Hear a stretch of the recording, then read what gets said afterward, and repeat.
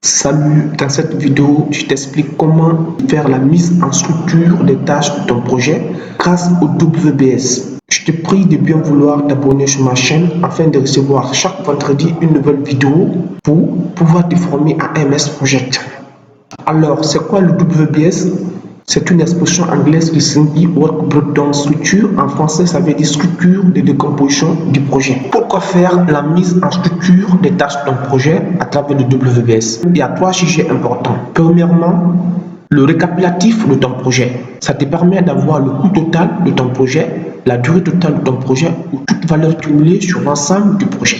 Deuxièmement, la maîtrise de ton projet. Grâce ici aux tâches récapitulatives qui te permettent de grouper les tâches en phases. Troisièmement, nous avons les tâches jalons. Ce sont des tâches qui vont te permettre d'indiquer les différents événements importants de ton projet comme la fin d'un travail, la fin d'une phase, à des dates précises. Nous allons voir dans cette vidéo comment ici aborder ces trois éléments importants pour la mise en structure.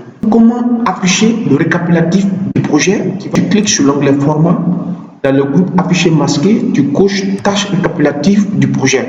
Tu as ici le titre de ton projet qui est le récapitulatif du projet. L'identifiant est toujours égal à 0 et la durée totale de ton projet ici c'est 98 jours. C'est la seule tâche qui te permet de connaître toutes les valeurs cumulées sur l'ensemble du projet. Alors, vous remarquerez aussi que c'est la tâche qui regroupe toutes les tâches du projet. Quand je clique sur cette flèche, ça marque toutes les tâches et si je clique, ça va réafficher les tâches. Alors, deuxième objectif ici de la mise en structure des tâches du projet, on va voir comment insérer les tâches récapitulatives. Je commence d'abord par sélectionner la liste des tâches.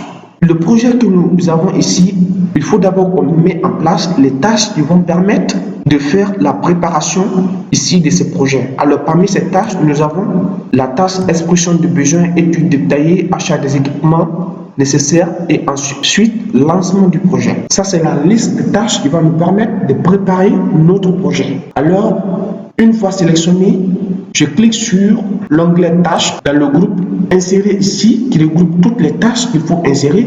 Je n'ai qu'à cliquer sur récapitulatif. J'ai ma nouvelle tâche récapitulative qui est insérée. Je vais nommer préparatoire.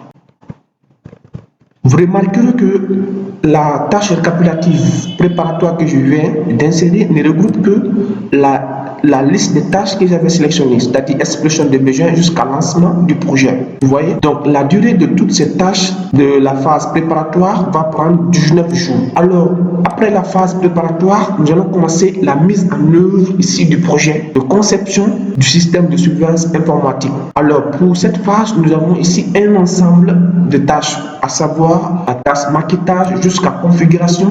Je sélectionne la liste des tâches, je clique sur l'onglet tâches. Groupe inséré, toujours récapitulatif, je vais nommer mise en œuvre. Vous remarquez, la tâche mise en œuvre aura une durée de 70 jours. Ça va regrouper les tâches que j'ai sélectionnées, à savoir maquettage, etc. jusqu'à configuration de réseau. Pour la dernière ici, tâche, nous avons formation du personnel que j'avais mal écrit. Voilà. Donc, formation du personnel que je vais sélectionner simplement et je clique sur récapitulatif. Cette fois-ci, notre tâche récapitulative, suivi, évaluation, entrée. Donc, cette phase va prendre 10 jours et regroupe presque une seule tâche.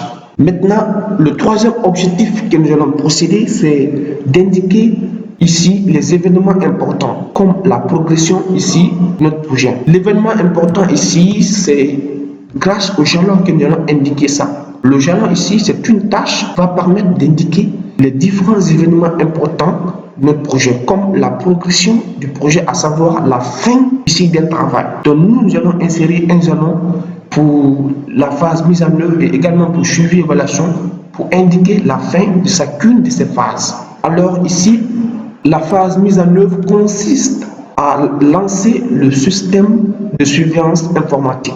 Donc, je vais insérer un jalon. En sélectionnant ici suivi évaluation, tâche, je clique sur jalon et je vais nommer ce jalon lancement du système informatique. Voilà, je vais toujours dire lancement du système. C'est ça, c'est bon. Les jalons ont une durée nulle dans MS Project. Ce sont les tâches qui ont une durée nulle par défaut dans MS Project. Et les jalons sont représentés par des losanges noirs. Vous voyez ces losanges qui se positionnent à une date en indiquant la date de son positionnement. Qu'est-ce que nous allons faire? Nous allons essayer de positionner le jalon lancement du système à la fin de la phase mise en œuvre. Quelle est la dernière tâche de mise en œuvre? Alors, il faut chercher cette dernière tâche ici dans le Gantt. Pour connaître cette dernière tâche, vous cliquez sur affichage, groupe Zoom, vous cliquez sur projet entier pour voir toutes les tâches de ton projet. Alors ici, ça c'est la phase mise en œuvre qui est là.